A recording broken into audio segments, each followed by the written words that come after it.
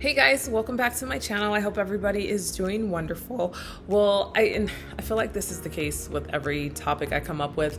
I'm excited about this one. I'm usually excited about all the topics because I always have just the mindset that I'm prayerful and hopeful that it helps at least one person. And I feel like I got several responses from the video I recorded two videos ago entitled "Who Are You 2.0." And I called it 2.0 because I had addressed that topic before, just more of an updated version of that. And so I like to give credit where credit is due.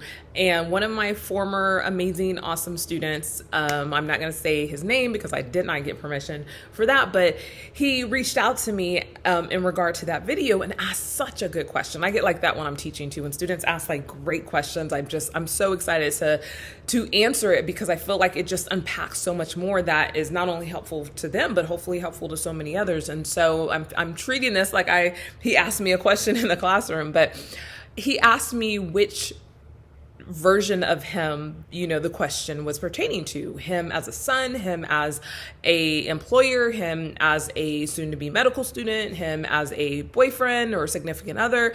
Which, when you ask that question, who are you, which version of yourself do you answer that question with? And I just thought that was such an amazing question. And so I've taken 2 weeks to think about it because I wanted to make sure I gave that question, a very valid and thoughtful response. And so I think I have it now. One of the things, so you guys get a free sociology lesson today. One of the topics or concepts that I talk about and I teach in my sociology class is this concept of impression management.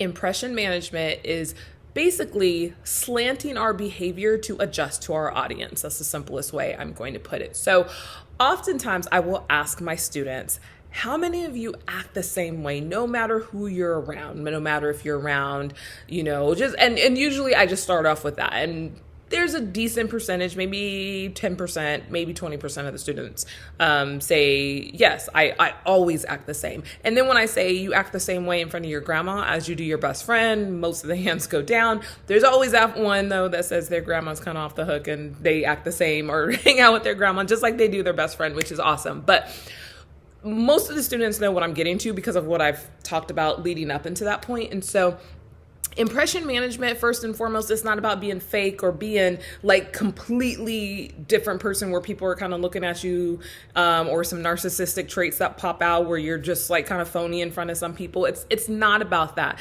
It's about the fact that all of us, not some of us, every single one of us learn to slant our behavior in certain environments, again, to adjust to that environment. So I often say when you go into a work interview, depending on the organization, you might dress up or you bring your best professional self to that job interview, right? I would hope that maybe the version of you that is like when you're hanging out with your girlfriend or your guy friend or your best friend or, in the way you're just kind of chill and hanging out or whatever. I would hope maybe that's not the version you bring to a job interview. It may not, you may, and it may not land you a job, but and how a person is in a religious setting at a church or, some kind of religious, in a building or something. Oftentimes we kind of, humble ourselves and are a bit more quiet and, just depending on what type of church you go to, right? Point being is we all do it to a certain degree. We may not even realize that we're doing it, but we all engage in impression management, right? So I'm bringing that up with this topic I'm talking about today that I've entitled Strengthening Your Core. I don't mind core exercises. I like, many of you know, I like to work out. Core is not my favorite, but it's not my least favorite either. It's somewhere in the middle, but it's probably one of the most important workouts that I can do. A core exercise deals with the core of your body, right? So like your middle part, like your abs and, all of that. So you see somebody doing planks, a lot of times you have to engage your core in order to strengthen that. And when you strengthen your core, you're also strengthening a lot of other parts of your body as well, right?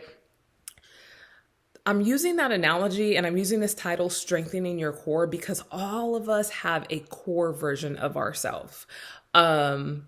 my core version, and it's oftentimes hard to describe myself or to kind of highlight, characteristics of myself, but the core of Favor, of Professor Campbell, of Mom, like I always say, those are the names I answer to.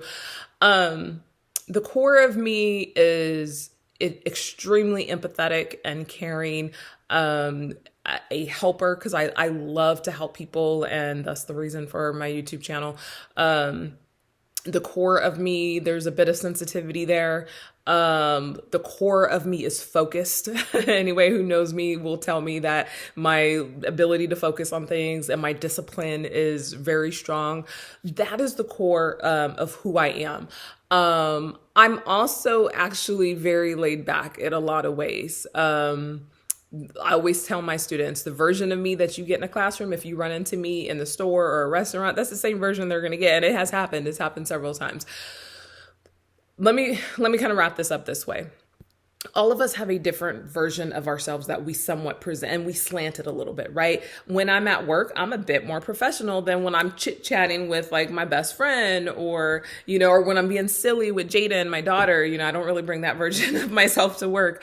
But the point is, the whole part of me, the main part of me, the core of me, everybody gets that version of me, no matter what setting I'm in. So it's important that you strengthen those strong characteristics. I am always working on my discipline. I enjoy being a person who can focus on certain tasks and get them done and follow them through to completion. Empathy is just, it's a trait that I have. And so I, allow myself to feel vulnerable and to allow others to see that and make sure I am a safe space for other people. Caring and helping people. I want people to know that if they need help, that they can come to me. So those are the areas of my life, that I work on strengthening. And that's important because that's the part of me that's always going to show up, and that I want other people to see and know that if they need those characteristics or qualities in a person, they know that they can find it in me. So my encouragement to you today, your homework also, is really focus on your core. You're going to have to spend some time, just like I said, when you're in the gym, if you ignore your core, it could also impact other parts of your life. How's that for an analogy, right? But there's times where I have to be very intentional about making sure I do planks or I do other exercises that strengthen my core. That way, the rest of my life, the rest of my body, really, when I'm working out, stays strong, and I don't pull muscles in other parts of my bodies. And I think that kind of that analogy works for life too. If we focus and we strengthen our core, who we are as a person, everything else will kind of follow suit. And that's the version of us that we bring. That's the best version of us that we bring to every environment that we are in. So hope that helps somebody. You're going to spend this week strengthening your core, working on your core, identifying your core. That way you can give your best version of yourself to every single person that you meet. All right, guys, have a wonderful week or weekend, and I will see you on the next video.